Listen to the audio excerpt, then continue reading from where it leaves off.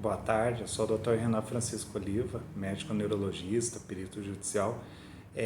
Terminando mais uma pauta, sexta-feira de perícias, decidi fazer um vídeo diferente hoje, falando de dois princípios básicos que eu uso muito, né? E sempre quando começamos a estudar, nos aperfeiçoar em perícias, se frisa muito a necessidade do perito obedecer a esses três parâmetros básicos, né?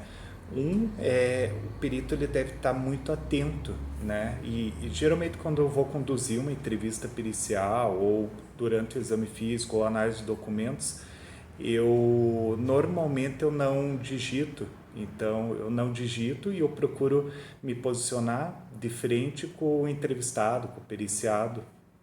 Objetivo, eu não posso me distrair, seja digitando, seja olhando a tela, porque muitas vezes se descobre muito pela expressão corporal do periciado, pela maneira como ele fala, o que ele não fala, né, o que ele ressalta, as expressões do rosto do periciado de maneira a se tentar identificar que ele está falando de uma maneira genuína, autêntica, né? Então eu sempre procuro estar muito atento, tanto tem respeito à pessoa a ser periciada, quanto em relação ao caso em si. Então eu busco não digitar, não ter nenhum tipo de distração entre eu e o periciado. Uma segunda qualidade muito importante do perito é evitar o julgamento precipitado. Então, muitas vezes, comumente podemos nos precipitar e já chegar a uma conclusão sem a aprofundada e detalhada análise de todo o contexto que envolve o periciado. Alguns exemplos que eu daria, por exemplo, numa perícia de interdição ou de sanidade mental, de apenas porque o periciado teria esquizofrenia ou Alzheimer, por exemplo, que ele necessariamente estaria incapaz ou não se trata de uma pessoa lúcida. Como sabemos que a manifestação dessas doenças, elas são diferentes a cada pessoa e há os estágios de progressão de doença.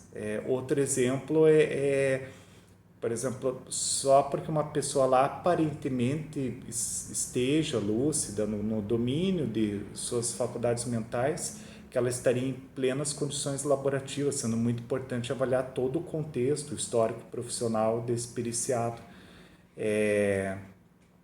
Também na esfera criminal, outro exemplo é a partir do momento que houve um trauma craniano, se presumir que necessariamente tenha sido objeto de violência, sendo que é muito importante a determinação da sequência de eventos, do mecanismo de lesões, caracterização de lesões, para assim então, correlacionando com a literatura, se afirmar que de fato foi decorrência de um acidente ou uma agressão. Nas ações de alegado erro médico, também é muito importante ver todo o histórico, não se presumir que de fato houve um erro médico, mas ver o ambiente que aquele profissional estava, os recursos que ele utilizou dentro das condições que ele dispunha.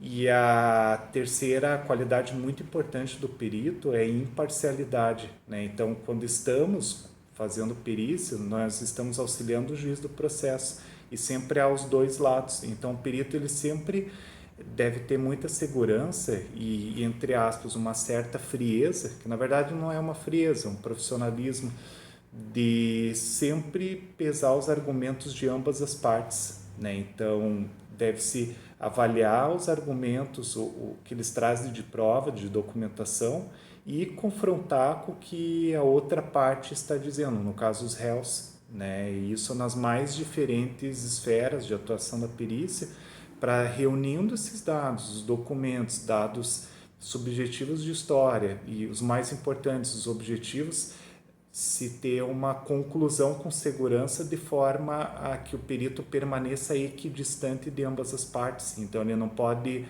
ser influenciável para um lado e nem para o outro, né? Então, tanto isso quanto a capacidade do perito ele ouvir e entender as angústias das partes envolvidas e apresentar respostas que, ainda que, porque sempre, normalmente uma das partes, seja com a decisão judicial ou com o nosso laudo pericial, elas vai gerar insatisfação para a parte que entende que os seus objetivos não foram atendidos, mas ainda assim procurar oferecer respostas, esclarecer controvérsias, apresentar, justificar os seus achados.